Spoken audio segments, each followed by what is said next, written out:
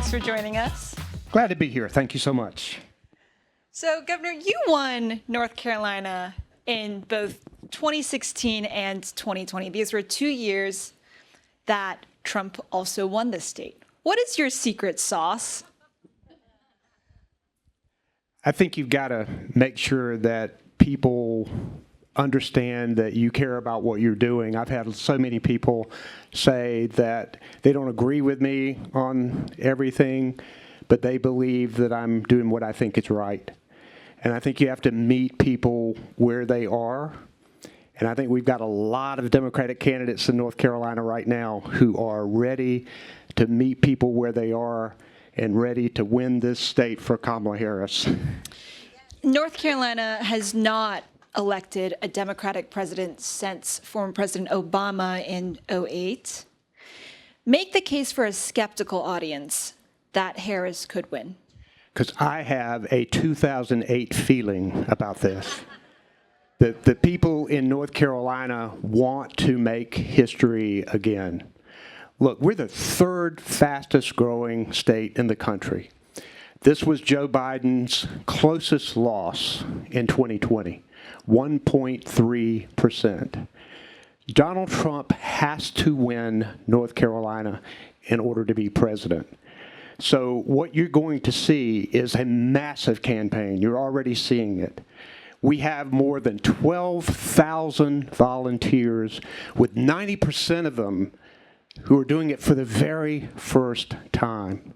So we're attracting technology business, life sciences, people coming from all across the country. I believe that you're going to see the synergy that we need, not only to elect Kamala Harris, but to elect Josh Stein as our governor and our Democratic Council of State and our judges, and make sure we break this supermajority in our North Carolina state legislature, which is critical. I think for Vice President Harris, her path could be a little bit different than yours. What does she need to do? Which counties does she need to flip to win? So I think she needs to do exactly what she did on Friday when she came and laid out her economic plan. Look, she gets a lot of credit for the fact that our unemployment is low, that inflation is cooling, that stock market is higher than it's ever been, that we've got record job growth. But she understands, and she's letting people know that she understands, that people are paying too much for groceries, that child care is difficult, and that it's an economic strain for working people right now. So she's laid out an economic plan. Let's talk about that plan. Yeah, sure. So as a part of, this plan she laid out, she proposed giving $25,000 towards a down payment for first-time home buyers. That's received some criticism. How do you think that will play in North Carolina? How do you think that might help her win the state? When you talk with everyday people who are struggling to make it, who are trying to find affordable housing, they will tell you that's one of their biggest issues. And not only did she provide a way to try to get people into new homes, she presented a plan that talks about renters as well. People who are having to do the work in big cities who are priced out of living there. She understands that we have to encourage businesses, encourage developers to create more affordable housing. I think that that's going to really affect everyday people who understand that this is something that they really need. And I thought her economic plan was very strong because she shows that she understands where people are right now. You don't think that it would increase inflation? So, look, I think already we have inflation cooling right now. I think it's clear that working families need help. What she wants to do is to make sure that the wealthiest pay their fair share and that working families get a part of this. I mean, that's the opposite of what Donald Trump has been trying to do. I mean, you can tell that she's trying to help working families make it, and he's trying to rip working families off. That's been his entire career. I want to chat about the black vote in North Carolina, crucial for any candidate who wants to win. Trump made some inroads among black voters, particularly men. Do you think that Vice President Harris could match former President Obama's black turnout in North Carolina this year? I don't think there's any question about it, but I mean, she understands that black voters are not monolithic, that black voters care about a lot of the things that everybody else cares about. And so I think the fact that she grew up middle class, she grew up as a prosecutor working to keep families safe, and grew up fighting for consumers when she became Attorney General. She understands the importance of strong civil rights laws and protecting people from discrimination. And she understands the value of early childhood education and good public schools. That's going to make a real difference. Mm-hmm. You took yourself out of the running to be her VP very quickly, within 24 to 72 hours, you seem to know. What made you so sure so soon that this was not the right time? Because I knew Tim Walz was out there. Oh, come on. I mean, look, it just wasn't the right time for me or my state, but I am 100% behind Kamala Harris. I've been working every single day to work to make sure she wins North Carolina. I do believe that she has the perfect running mate in Tim Walz. I've known him for a while. We served as governors together. I was chair of the DGA in 2022. Wouldn't it have been cool to be there with her? I mean, walk us through some of your thinking in those, hours right after Biden announced and the Democratic Party coalesced around. I mean, just Sophia, talk me through that's this. yesterday's news. I mean, we have a vice presidential nominee, and I'm excited about it. And I think that we need to make sure we are looking forward. She knows that I am on her team. She was in North Carolina Friday. I spent the afternoon with her, and we talked about some of the great things that we're working on, like retiring medical debt, about how we're going to win North Carolina. And I look forward to, at some point, speaking. Let's look forward. Yeah. You're term limited. This is your last year as governor.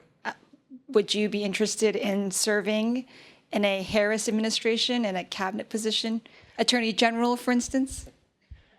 So I have loved public service. I served in the state legislature, practiced law for 18 years, served as Attorney General, and this job as governor has been the most humbling, challenging, satisfying position that I have ever held, because of what we've been able to do for everyday people. Getting Medicaid expanded in front of a Republican legislature, getting a clean energy bill passed that requires us to get to carbon zero by 2050, and getting the Republican legislature to do it, appointing by far the most diverse cabinet in the history of our state that is also happens to be the best. It has been exciting, and I love public service. So I figured that something will find me. So that's not no. All right, well, let's talk about a race that really, I'm finding to be very curious. There's a race for North Carolina superintendent. There's a Republican named Michelle Morrow who she's called for Trump to set aside the Constitution and use the military to stay in power. She's running to be in charge of North Carolina public schools. She has her kids homeschooled. I mean, what is the impact of this race? Are you going to get involved? One of the reasons people need to pay attention to North Carolina, not only do we have the most important governor's race in the country, with the most extreme Republican candidate statewide, no question, in Mark Robinson. Josh Stein has to win that race. But North Carolina Republicans have chosen right-wing MAGA candidates for many other positions, Attorney General being one. Dan Bishop is part of the Marjorie Taylor Greene cabal in Congress. He's running for our Attorney General against Jeff Jackson. Jeff Jackson is a great I think will do a great job as Attorney General. But our Superintendent of Public Instruction heads up our public schools. We have an amazing candidate in Mo Green who has business experience, was Superintendent of Schools. Michelle Morrow was homeschooled her children, took them to the January 6th event in Washington, has called for the public execution of Barack Obama, Joe Biden, yours truly, has called our public schools socialist indoctrination centers, has told parents to take their children out of public schools, has suggested teachers should have guns in the classroom. This is a far-right conspiracy theorist. In North Carolina, we are a very purple state, and there are a lot of, with a presidential race, with a gubernatorial race, it's very hard for these down-ballot races to break through. So one reason it's so important for us to make sure that Democrats are successful across the board is that we win races like this, that we do break the Republican supermajority, because this would be an absolute tragedy to have a person like this take over leadership of our public schools. Bit of a different topic here. What are you doing to protect abortion rights in the South? North Carolina has a 12-week ban that was passed last year, but it's the only state in the South where you can go to have an abortion after 6 weeks. What are you doing about that? Republican leaders have promised to do more. They've promised to go back and put in a 6-week ban with no exceptions. We must stop that. I vetoed the 12-week abortion ban in North Carolina. Anyways. What's that? Well, it passed anyways. Yeah, but I'm going to tell you the story. Yeah, I vetoed it, but on the override, every single Republican, even those who had promised not to change the law, voted to override the veto. Every single Democrat voted to uphold it. And we had one Democrat who flipped to Republican. We had broken the supermajority in Republicans. So one thing we're going to do is to break the supermajority, which we must do to give Josh Stein an effective veto. I'm also using my administration, Department of Health and Human Services, using executive orders, doing everything that we can to protect women's reproductive freedom in North Carolina and stop them from doing more, and then leverage positive things. One area you've been able to get Republicans on board has been a big priority of yours, Medicaid expansion in North Carolina. Tell us about, and you did that, getting it through a supermajority, a Republican supermajority last year. Tell us about some of the lessons you've learned about working with Republicans in the state to get stuff done. What you have to do is to get their constituents to tell them to vote for something. We put together a bipartisan, non-traditional coalition of people, tough on crime Republican sheriffs who knew that a lot of people in their jails needed health care and not handcuffs. Rural Republican county commissioners who saw their rural hospitals in danger of closing. Chambers of commerce who recognized that providers who couldn't collect from indigent patients always went to the private sector to recover the money, raising premiums. We organized a group to help those voices come to the General Assembly to say, you need to do Medicaid expansion. Finally, we were able to get them to do it. And now 528,000 more North Carolinians have health insurance because of Medicaid expansion. We've also used this as leverage now to reduce medical debt in North Carolina. First in the nation idea of using the HASP funds from Medicaid expansion to incentivize hospitals to eliminate medical debt for people in North Carolina, particularly low to moderate income people. And now all 99 hospitals in North Carolina have signed up for this plan that we put in place. The vice president and I worked on it. We're now having all these other states call us and say, what'd you do? How'd you do it?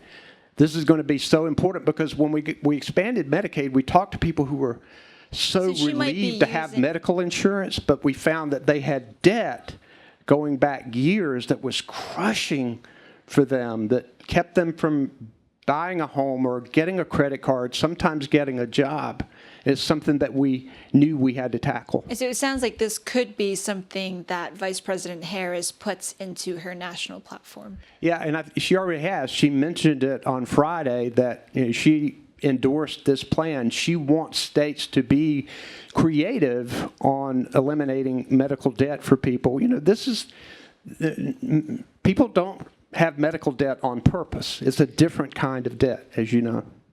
Well, we've got to start to wrap up here, but I've got two more questions. You've called North Carolina the fullback in presidential politics. Tell us what that means, and is that still the case this year? Yeah, I've changed my mind. We were the fullback because we led the way for the blue wall to win, because Trump had to win North Carolina, so he was pouring all of his resources. We were absorbing the blocks and trying to keep the linebackers. We're going to be the wide receiver this year, and we're going to dance in the end zone. So that's what we want to do. All right. That's big talk, I know, but you got to be positive, right? Okay, I've got one fun thing. I've heard that you've turned from a late night person to an early bird, early morning person. Tell us about your morning routine. At Axios, we like to end with one fun thing. Yeah, so it's peanut butter and jelly sandwich. It's the first in the morning? Thing. In the morning, yes. Along with, I hate to talk about this because it becomes something, caffeinated diet soft drink. I know. I talk about that. I do that. I didn't do my stretches. I then listen to a little bit of cable news and then try to get on with some staff early in the morning while I walk, while I exercise, and then get ready to start the day about 8 o'clock. Governor Cooper, thank you so much for your time. We really Thanks, appreciate Sophia. it.